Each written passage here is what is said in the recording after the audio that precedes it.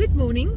I'm recording this video as I'm on my pet sitting route, and I thought maybe that would give you a little bit of an insight on how to do pet sitting and what you can do in your area where you stay. As every town, every place I know have people who have pets that need to be cared for and looked after. One thing that you need to know is that it is a real commitment when you do pet sitting. And you often need to be available almost 24/7, be available at times when other people usually go away, so that would include weekends, holidays and so forth. So it would not be something that you can just do on, off and as you feel, because people who entrust their beloved pets into your care would want to make sure and need to know that you are reliable, that you are trustworthy, that you are available when they need you, because often and in most cases people who are prepared to pay someone to look after their pets really see their pets as part of the family, and in fact like their children, as those pets are like these people's children. So we need to care for those pets also as if they were our own, and obviously with the love that the owners look after them. So it is a commitment, and you need to be aware of that. Now, some of you might say, but I don't have transport, I don't have my own car, or I can't afford to pay petrol to travel to people's homes.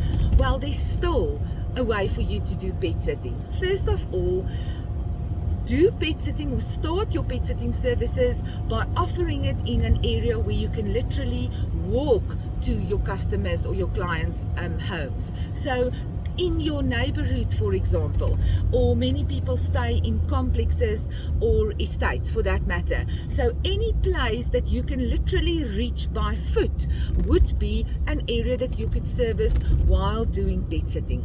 So look at ways to get around the challenge instead of just saying, I don't have that, so I can't, or that's not going to work for me because A, B, and C. So let's see if we can change the but what if I don't have a car to what if I just look at the area where I can walk to the clients' houses. So that's one thing. Another thing that you can also consider that's actually very a very good money spinner or income generator is to offer boarding and lodging for people's doggies. In most cases it would be dogs at your house. So that means you do not even have to set foot outside your house, but you can offer a service where people come and drop off their dogs at your house, and you can look for them in the comfort of your own home.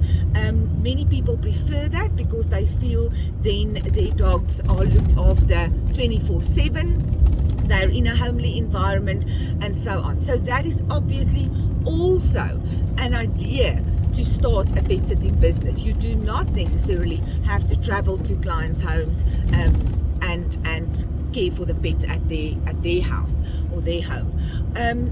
A few things that you need to also keep in mind, and I think it goes without saying, but let me just rather put it on record, that you obviously have to have a love for animals and love to spend time with them and care for them, and don't mind getting dirty and all growled on and paw prints all over your clothes and so forth. So it needs to be something that you are comfortable doing, and that you are comfortable doing in how would I say, every weather condition. We've been doing pet sitting some days where it is either freezing cold or it is pouring with rain, we've had hail, whatever comes your way, you need to be committed and you need to go and look after those pets. Sometimes things go wrong. You get to a client's house and the electricity is off, or a gate would not close. You cannot just leave. Just a couple of weeks ago, I literally got to the last client's house at I think 8:30 that evening because we had a trouble at one of the previous houses, and I had to first sort that out. So sometimes you're not just a pet sitter, you are actually like a caretaker, and you need to fix electricity and broken gates and burst water pipes and things like that.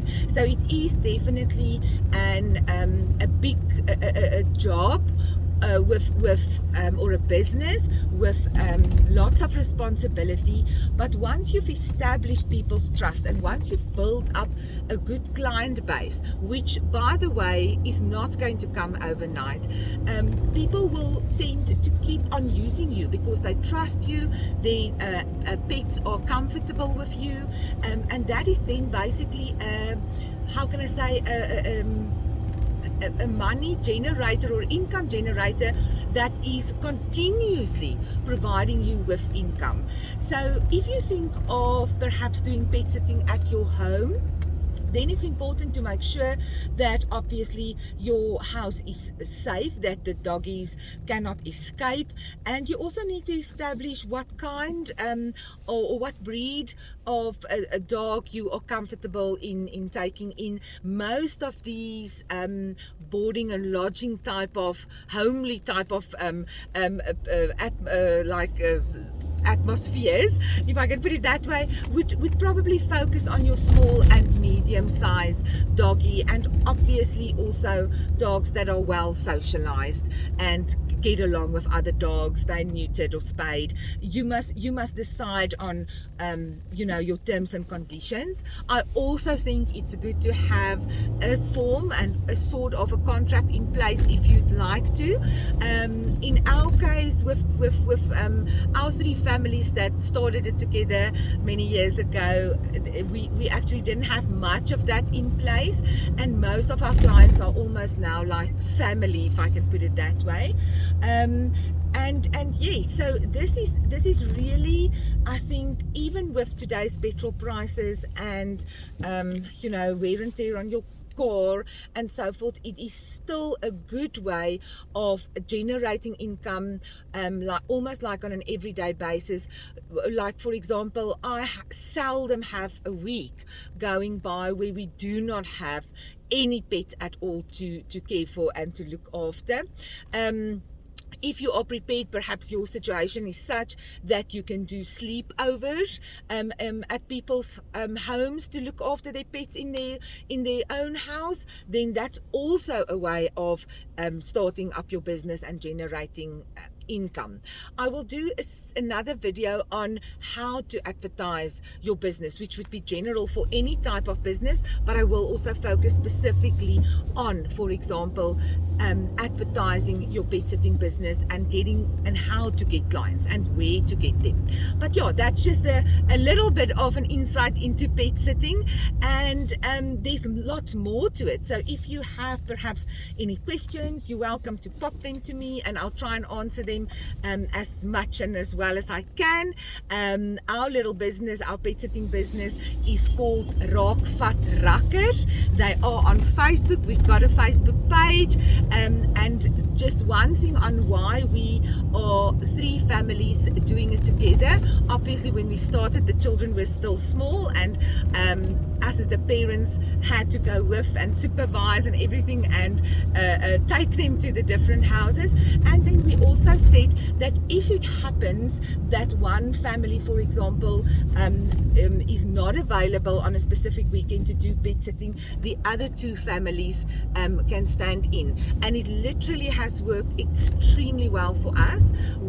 Like I said, I think we've been doing it now for 7-8 odd years, and there's never been a time that we could not help a client. We were always, literally in these 7-8 years, always someone of the Raakvat Rakkers was available to look after a client's pet. So that helped, but it doesn't mean that you must be in a group. It is a type of business that you can very well do on your own, and you can literally make money, if I put it like that, make a profit from your first client, because your costs in doing pet sitting is literally extremely low. If you travel, obviously your petrol cost you need to calculate and work in, but if you do it from home, there's literally no cost, and if you sleep over,